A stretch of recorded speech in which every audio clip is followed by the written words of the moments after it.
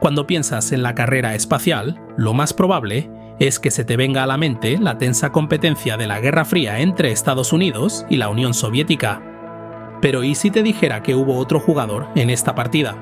Mientras las superpotencias luchaban por el dominio del espacio, un pequeño país recién independizado empezó a soñar con alcanzar las estrellas e incluso adelantarse a estos gigantes. La historia del programa espacial de Zambia es un ejemplo increíble de cómo la curiosidad humana no conoce límites. No importa de dónde vengamos, siempre encontraremos la manera de explorar y comprender el cosmos. Y además nos recuerda algo importante. La historia la escriben quienes tienen la oportunidad de contarla, pero no siempre son las voces más fuertes las que dejan la huella más grande. Soy Rafael González y estás viendo Astrum.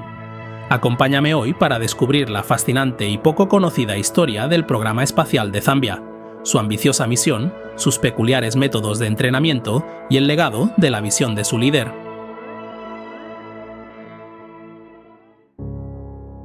Después de la Segunda Guerra Mundial, Estados Unidos y la Unión Soviética se dieron cuenta de que en un mundo con armas nucleares solo podía existir una superpotencia.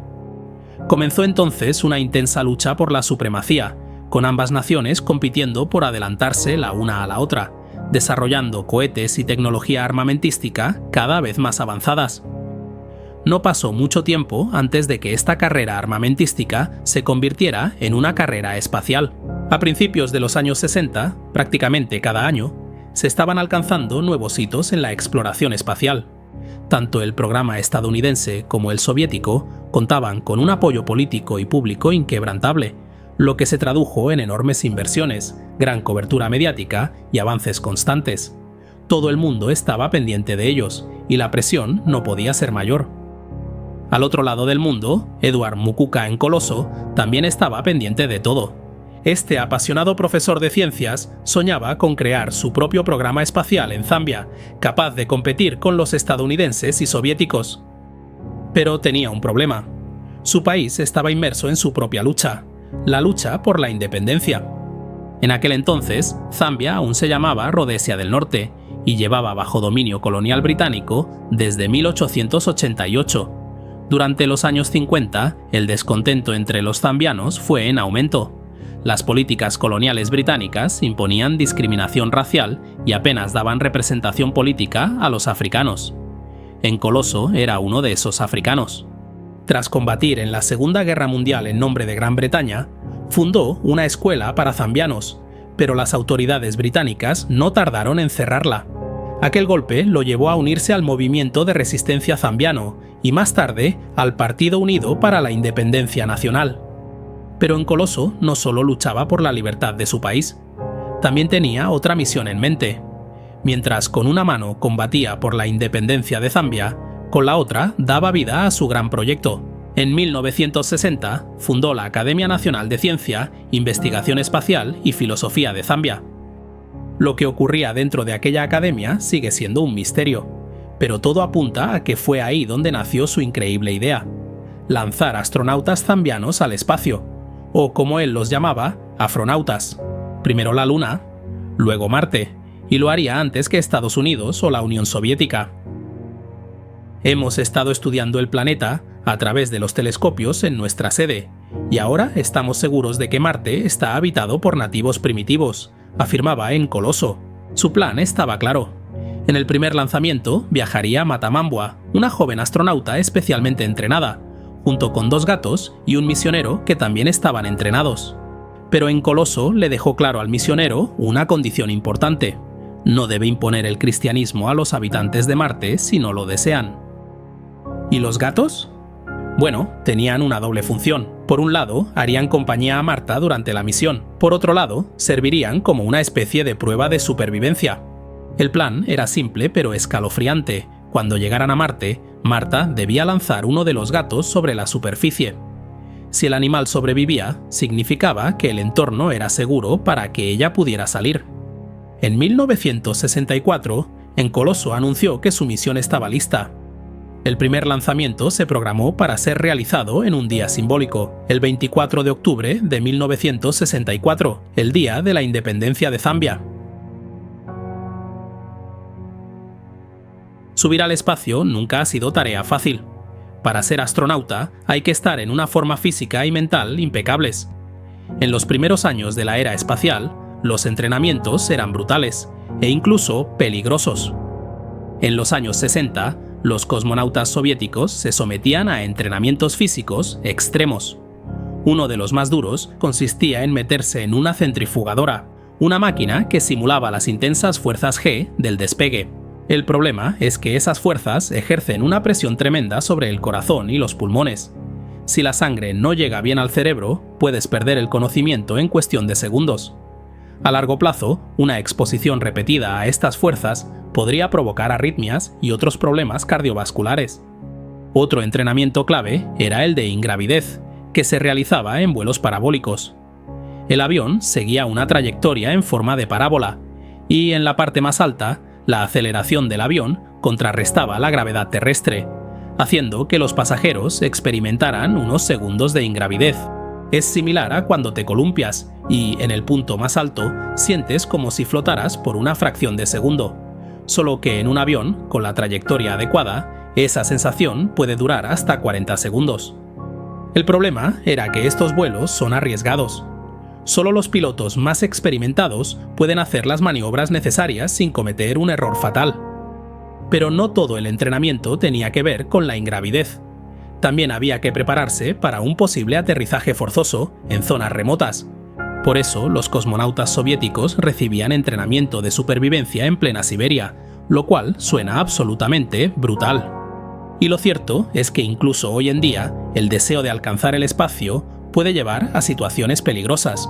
El temerario Michael Hughes lo descubrió por las malas, cuando construyó su propio cohete casero para intentar demostrar su creencia de que la Tierra es plana. En febrero de 2020, su cohete falló durante un vuelo de prueba y falleció en el acto. Afortunadamente, en el programa espacial de Zambia no hubo víctimas mortales, pero sus métodos de entrenamiento sí que dejaron a más de uno con la boca abierta. Para preparar a sus astronautas para el viaje espacial, Encoloso diseñó una serie de pruebas físicas y mentales. Uno de sus ejercicios más peculiares consistía en enseñar a sus reclutas a caminar con las manos. Según él, esta era la única forma de caminar en la Luna. ¿De dónde sacó esa idea? Nadie lo sabe. Lo curioso es que Encoloso era un hombre culto y, en teoría, seguía de cerca los avances de la carrera espacial. Para simular la ingravidez, ideó un método bastante creativo. Metía a sus reclutas dentro de un barril y los hacía rodar cuesta abajo, golpeándose contra el suelo irregular para simular las turbulencias del lanzamiento. Si el barril daba un gran salto, Encoloso lo celebraba, como si hubieran experimentado condiciones de antigravedad. Una prueba que, además de incómoda, era potencialmente peligrosa y nada científica. Otro de sus métodos para entrenar la ingravidez era aún más extremo. Colgaban a los aspirantes de un columpio y los balanceaban cada vez más alto. Cuando menos se lo esperaban, otro compañero cortaba la cuerda para que experimentaran la caída libre. Desde luego, no era un sistema mucho mejor. ¿Y la nave espacial para la que entrenaban? Era un barril de 3 metros de alto con un agujero para respirar, construido con aluminio y cobre de grado espacial. ¿Y cómo pensaban lanzarla al espacio?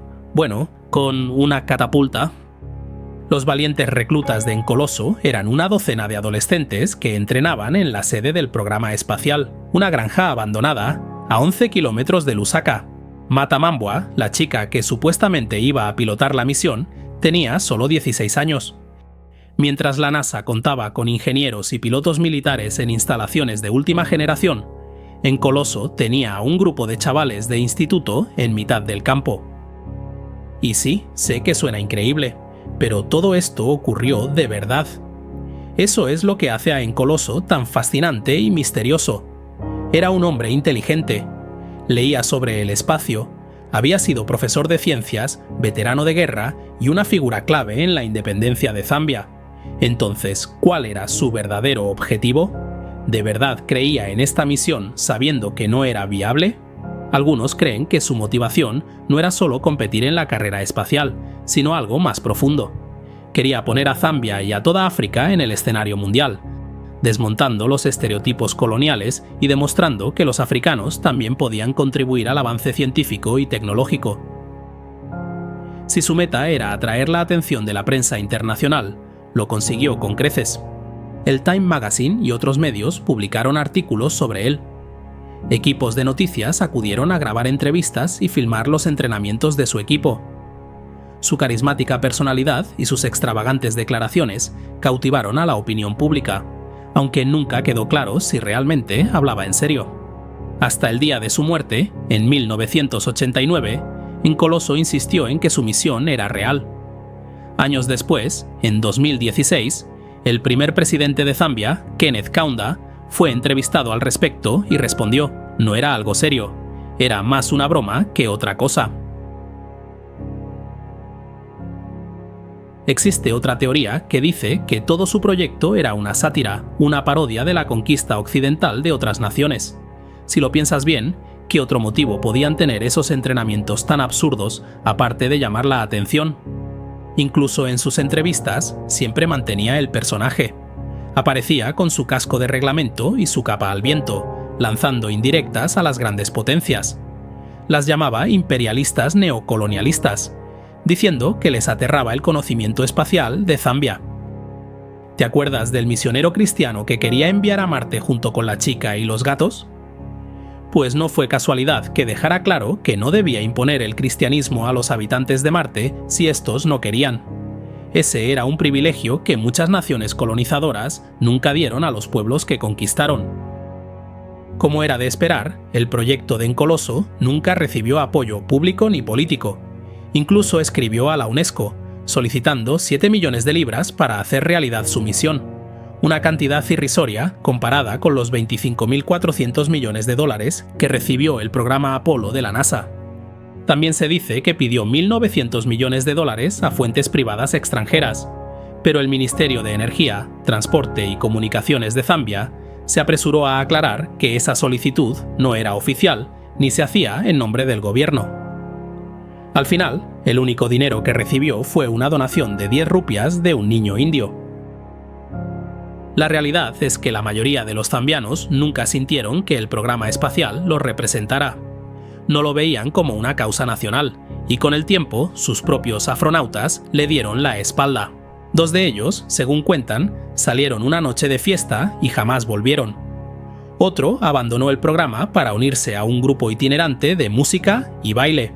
Y Mata, la chica destinada a viajar a Marte, acabó teniendo un hijo y se quedó en casa en lugar de ir al espacio. Hoy en día solo podemos especular sobre cuáles eran las verdaderas intenciones de Nkoloso. Puede que todo fuera una estrategia para aparecer en los titulares internacionales y poner en el mapa el nombre de la recién independizada Zambia. Con su pasado revolucionario, no sería raro que quisiera borrar el nombre de Rodesia del Norte y sustituirlo por Zambia en la escena global. Y ya que tenía la atención del mundo, puede que simplemente decidiera lanzar algunas pullas a las grandes potencias con su peculiar sentido del humor. O quizás, contra todo pronóstico, realmente esperaba que su trabajo y esfuerzo impresionaran a las personas adecuadas y que de alguna manera los zambianos llegaran al espacio.